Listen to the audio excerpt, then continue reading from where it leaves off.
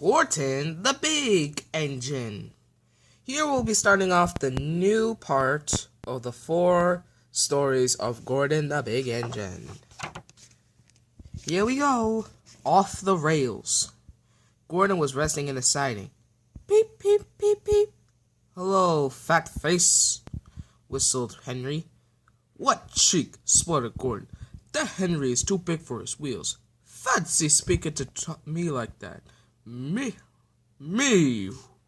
he went on, letting him off steam. Me, who has never had an accident.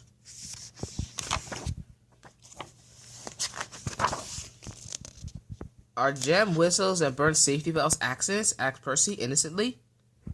No, indeed, said Gordon huffingly. High spirits might happen to any engine, but to come off the rails well, I ask you, is that right? Is it decent? A few days later, it was Henry's turn to take the express. Gordon was watching him getting ready. Be careful, Henry, he said. You're not pulling the flying kipper now. Mind you keep on the rails today. Henry snorted away, and Gordon yawned and went to sleep. But he didn't sleep long. Wake up, Gordon, he said to his driver. A special train is coming and we're to pull it. Gordon opened his eyes. Is it coaches or trucks? Trucks, said his driver. Trucks, said Gordon crossly. Puh. They lit Gordon's fire and oiled him ready for run. But the fire was sulky and wouldn't burn. But they couldn't wait, so Edward pushed them into a turntable to get him facing the right way. I won't go, grumbled Gordon. Don't be silly, puffed Edward. Gordon tried hard, but he could not stop himself being moving. At last he was on the turntable. Edward was uncoupled and backed away, and Gordon's driver and the fireman jumped down to turn him around. The movement had shaken Gordon's fire. It is now burning nicely and making steam. Gordon was cross. He didn't care what he did. He waited until the table was halfway round. I'll show them, he hissed, and moved slowly forward.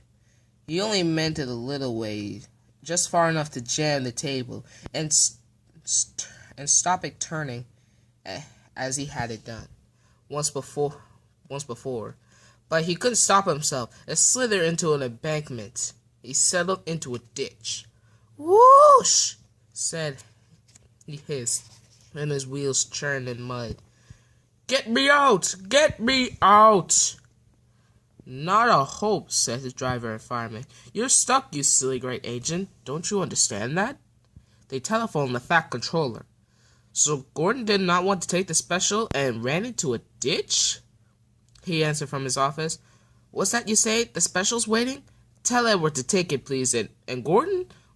Oh, leave him where he is. We don't have time to bother him now. A family of toads crowed crossly at Gordon as he laid in the mud on the other side of the ditch. Little boys were chattering. Cool, doesn't he look silly? They'll never get him out. They began to sing. Silly old Gordon fell in the ditch, Silly old Gordon fell in the ditch, all on a Monday morning.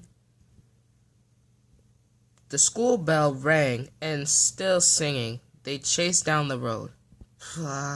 Said Gordon. They blew away 3 tadpoles in the sweet newt.